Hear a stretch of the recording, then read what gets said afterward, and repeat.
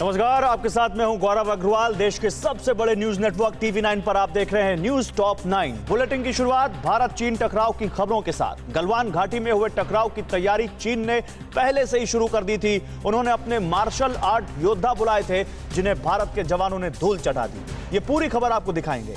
Border पर अब आकाश missile defence system के जरिए चीन की चाल पर वार होगा। चीन विवाद पर राहुल गांधी को गृह मंत्री अमित शाह ने सीधे कौन सा चैलेंज दिया और पीएम नरेंद्र मोदी ने मन की बात में चीन को दी बड़ी चेतावनी। इन सारी खबरों के साथ भारत चीन सीमा विवाद से जुड़ी 9 सबसे बड़ी खबरें देखिए न्यूज टॉप 9 भारत चीन टकराव में। LAC पर टकराव को लेकर प्रधानमंत्री नरेंद्र मोदी ने चीन को आईना दिखाया। पीएम मोदी ने कहा कि लद्दाख में हमारी भूमि की तरफ देखने वाले को करारा जवाब मिला। पीएम ने शहीदों को नमन करते हुए कहा कि हमारे वीर सैनिकों ने दिखा दिया है कि वो देश पर कभी आंच नहीं आने देंगे। पीएम ने कहा कि भारत पर सैकड़ों सालों से कई बार आक्रमण हुआ है, लेकिन हर बार संकट से उबरकर भारत और विशाल होकर सामने आया है। पीएम ने बताया कि आज डिफेंस सेक्टर में बहुत तेजी से नई टेक्नोलॉजी का इस्तेमाल हो रहा है।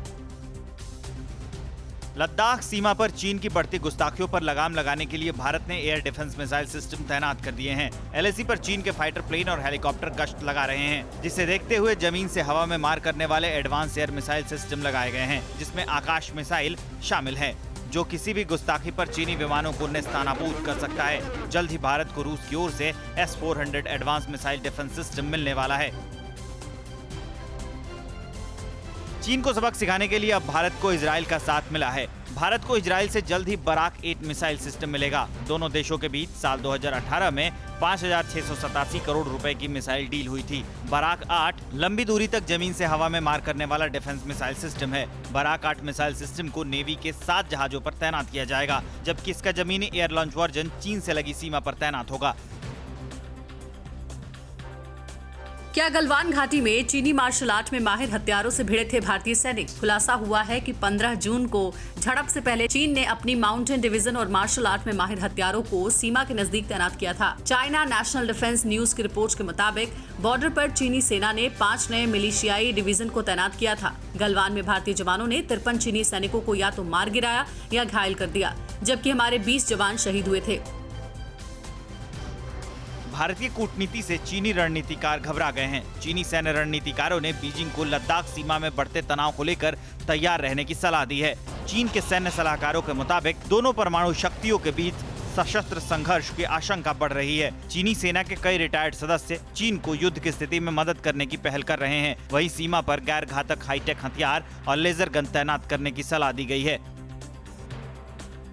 चीन से सीमा विवाद को लेकर गृह मंत्री अमित शाह ने राहुल गांधी के सवालों पर पलटवार किया है। टू से लेकर आज तक 2-2 हाथ हो जाए। ये बयान राहुल गांधी के सरेंडर मोदी वाले बयान का जवाब है। अमित शाह ने राहुल पर ओछी राजनीति करने का आरोप लगाया। वहीं आज भी राहुल गांधी ने ट्वीट कर केंद्र सरकार के सीमा सुरक्षा नीतियों पर सवाल उठाए। राहुल ने सवाल पूछा, कब होगी राष्ट्र रक्षा और सुरक्षा की बात? चीन को पीएम मोदी दो तरफा आघात दे रहे हैं। वो चीनी कम्युनिस्ट पार्टी के उत्पादन में एकाधिकार को तोड़ने के लिए वैश्विक लड़ाई के नेता बनकर उभरे हैं। अमेरिकी मीडिया संस्थान ब्रेटबर्ड न्यूज ने अपनी रिपोर्ट में ये दावा किया है। रिपोर्ट के मुताबिक चीन के साथ गलवान घाटी में हुई हिंसक झड़प से पहले ही भारत ने चीनी उत्पादन शक्ति को कम करने की योजना पर काम चालू कर दिया था, जिसके बाद कई बड़ी कंपनियों ने चीन छोड़कर भारत में उत्पादन बढ़ाया। चीनी उपकरणों के बहिष्कार के बाद अब कई लोग चीन के निवेश वाले कंपनियों में काम नहीं करने का मन बना चुके हैं। कोलकाता के बेहला इलाके में फूड डिलीवरी करने वाली कंपनी जोमेटो में काम करने वाले करीब 150 डिलीवरी बॉयज ने एक साथ इस्तीफा देने का फैसला किया है। इन्होंने जोमेटो की ड्रेस जलाकर विरोध किया। जोमेटो में चीनी कंपनी एंट फाइनेंशियल ने निवेश किया है।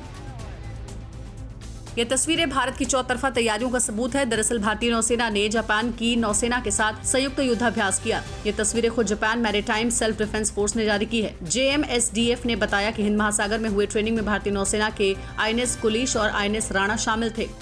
परवाह देश की, सोमवार से शुक्रवार रात 10 बजे TV9 भारतवर्ष पर।